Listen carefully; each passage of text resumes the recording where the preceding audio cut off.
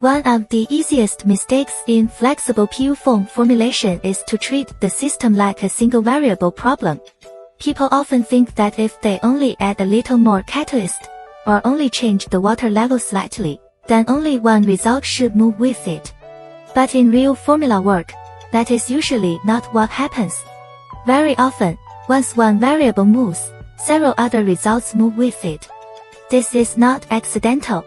A flexible PU form system is not built like a structure where you turn one knob and only one result changes. Each key variable in the formula usually does not act on only one point. It affects blowing, gelation, structure formation, cell condition, and the later balance of physical properties at the same time. In other words, what looks like one small number change to you is seen by the system as a whole chain of linked changes. That is why one situation appears so often on the production floor. You try to solve one problem, and several others show up with it. For example, you may only want to push density a little lower, but then hardness, resilience, and compression set all change together. Or you may only want to open up airflow a bit more, but then cell structure, hand feel, and structural stability all move with it. That does not mean the adjustment failed.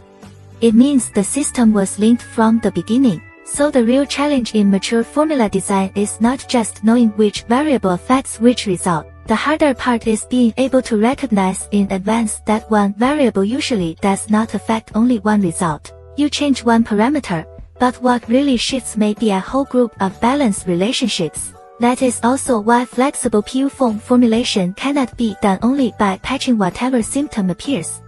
Many visible problems do not come from one isolated cause. You may see faster rise, tighter cells, a harder feel, or worse compression set. But these are often not independent results. They are different expressions of the same system change showing up in different places. So at this stage, the way you judge a formula also has to change. In the earlier episodes, we were building the calculation and operating framework through density, total foaming volume, blowing rod, TDI, and line production. But at this point, a different level of understanding becomes necessary. Flexible PU form formulation is not about optimizing one point at a time. It is about balancing multiple linked results. And that is exactly why mature formula development does not aim to push one single property to the best possible level on its own. What really matters is whether the system can finally settle into a balanced range that is acceptable, workable, and stable across multiple properties.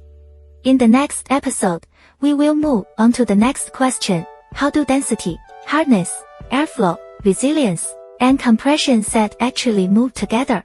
If you want to avoid common misunderstandings in flexible PU form formulation calculation, comment mistakes below. We'll share the document, 8 Common Misunderstandings in Flexible PU Form Formulation Calculation. Or you can download it directly from the link in the video description.